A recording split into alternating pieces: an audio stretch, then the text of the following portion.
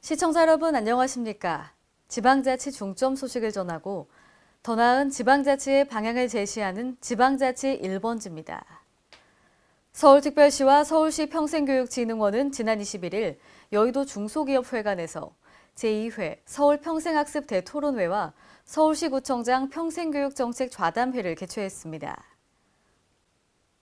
이번 대토론회는 국내외 시민학습 활동가들의 강연과 다양한 분야의 시민활동가들의 토론 등으로 진행됐습니다. 박원순 시장은 광장 민주주의, 담장을 넘어 일상으로라는 주제로 기조 강연을 했습니다. 미국 에브리데이 데모크라시의 이사인 브루스 말로리 교수가 일상의 민주주의, 스웨덴 노동자교육협회 시민교육위원장인 커스티 졸마가 일터 민주주의를 주제로 강연했습니다. 또 마을과 여성, 청소년 등 8개의 주제별로 서울시 마을공동체 종합지원센터와 민주주의 기술학교 등 관련 단체들이 참여하는 벌집 토론도 열렸습니다. 아울러 구청장 평생교육정책 좌담회는 유영만 한양대 교수의 자치구의 발전 원동력, 시민학습력 주제 강연 등으로 진행됐습니다.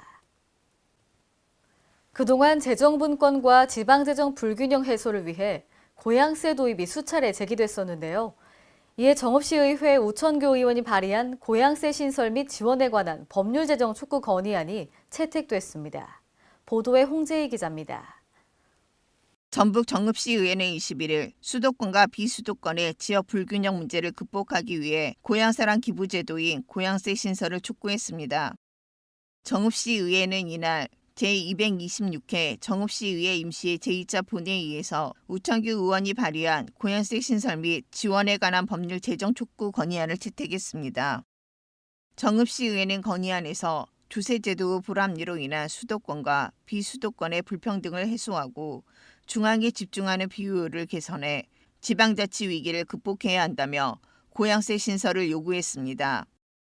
또 재정분권과 지방재정 불균형을 해소하기 위해 수차례 제기됐던 고양세 도입은 문재인 대통령 공약인 고양세랑 기부제도와도 일맥상통한다며 고양세 신설을 주장했습니다. 10에서 29% 미만은 열악한 환경에 장기간 노출돼서 세수로는 해당 시군 공직자의 인건비도 해결하지 못하는 지방정부 부익부 빈익빈 현상이 장기화되고 있습니다. 고양세 신설로 수도권과 비수도권의 빈부격차를 빠른 시일 내에 줄이는 것이 홍익인간의 근간을 둔 민주주의 완성이라고 할 수 있습니다. 이에 국민의 평등권 보장과 주세제도의 불합리로 인한 수도권과 비수도권의 불평등 해소와 기업체들이 중앙에 집중하지 않고 지역으로 이주해 지역을 발전시킬 수 있도록 지역세수 확보를 위한 인프라 구축이 필요하다고 요구했습니다. K랜 홍재희입니다. 대구광역시는 다양한 시민 의견을 수렴하고 지역 현안을 주민 스스로 해결하는 마을 공동체 사업을 활성화하기 위해 노력하고 있는데요. 이에 지난 21일 AW호텔에서 대구시민 원탁회의를 개최했습니다. 이번 원탁회의는 최초로 지역 공동체 속으로 찾아가 해당 지역 주민들이 직접 설정한 주제로 구청장 및 관계자들과 함께 진행한다는 점에서 의미가 큽니다. 성서를 바꾸는 5만 가지 상상, 머물러 살고 싶은 10년 후 우리 마을이라는 주제로 달서구 성서 지역의 각종 현안에 대한 마을 공동체의 역할에 대해 각계각층에서 참여한 다양한 시민들이 열띤 토론을 펼쳤습니다. 이번 행사는 주제별 토론과 전체 토론, 10년 후 성서 상상하기로 나눠 진행되며 주제별 토론에서는 시민이 힘을 모아 해결해야 할 성서 지역 주요 현안에 대해 월드카페 형식으로 진행됐습니다. 광주광역시 출연기관인 5.18 민주화운동 인권기록관의 역할과 발전 비전을 논의하는 국제학술회의가 열렸습니다. 광주시는 지난 21일 문화전당 국제컨퍼런스홀에서 인권기록, 책임과 정의 구현의 매개체라는 의제로 학술회의를 개최했습니다.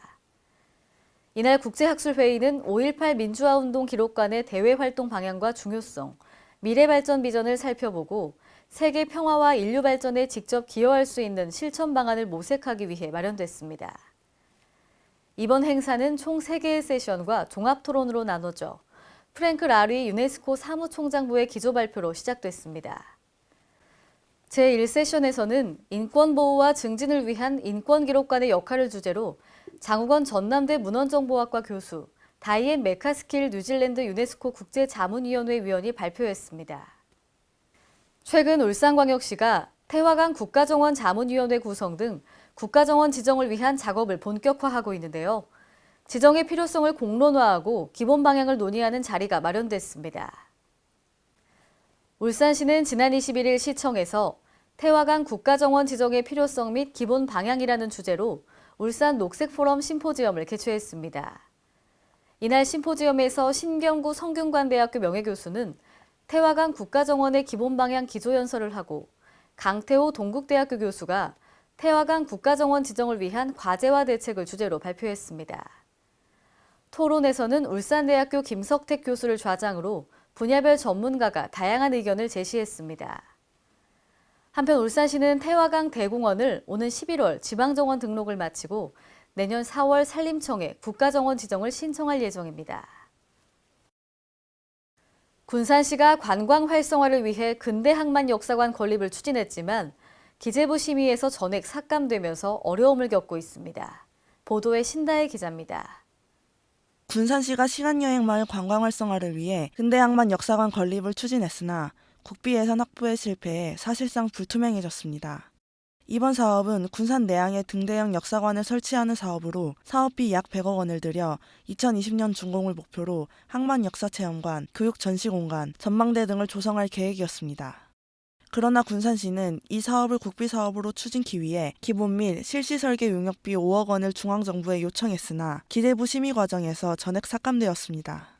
시는 전망등대가 설치될 경우 시간여행 마을 야간관광 활성화와 군산 관광의 랜드마크 역할로 관광객 유입에 크게 기여할 것으로 예상했으나 기재부의 부정적인 반응에 사업이 불투명해졌다고 설명했습니다. 기재부에서 예산이 다 삭감되는 바람에 진행이 좀 어려울 듯해요. 내년에 다시 또 건의하지 않는 한 일단 기재부에도 그걸 되게 부정적으로 생각하시더라고요. K랜 신다혜입니다. 오늘의 단신 뉴스입니다. 생활 속 다양한 안전사고를 줄여 지역의 안전 수준을 향상시키기 위해 행정안전부와 17개 자치단체가 손을 잡고 추진 중인 안전한 지역사회 만들기에 주민들이 적극적으로 참여하고 있는데요. 행정안전부는 오늘 한국행정연구원에서 사업참여 지자체와 주민공동체 관계자 등이 참석한 가운데 안전한 지역사회 만들기 주민 워크숍을 개최합니다. 이 자리에서는 주민주도형 안심마을 추진 사례를 공유하는 한편 사업 지역에서 주민 공동체가 주도할 수 있는 사업 발굴을 위한 분임 토론이 이뤄집니다. 행정안전부와 도로교통공단은 긴 추석 연휴 기간을 맞아 차량 이동이 대폭 증가할 것으로 예상됨에 따라 교통사고 발생에 각별한 주의를 당부했는데요. 최근 5년간 추석 연휴 기간에 총 14,455건의 교통사고가 발생해 316명이 목숨을 잃었습니다. 또 연휴 시작 전날의 일평균 교통사고가 802건으로 가장 많은 것으로 나타났는데요. 아울러 교통사고를 시간대별로 보면 전체 4,012건 중 1,107건이 오후 4시에서 8시 사이에 집중됐습니다.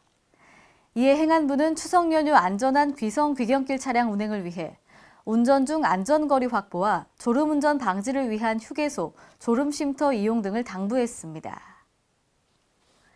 이상으로 지방자치 1번지를 마칩니다. 시청해주신 여러분 고맙습니다.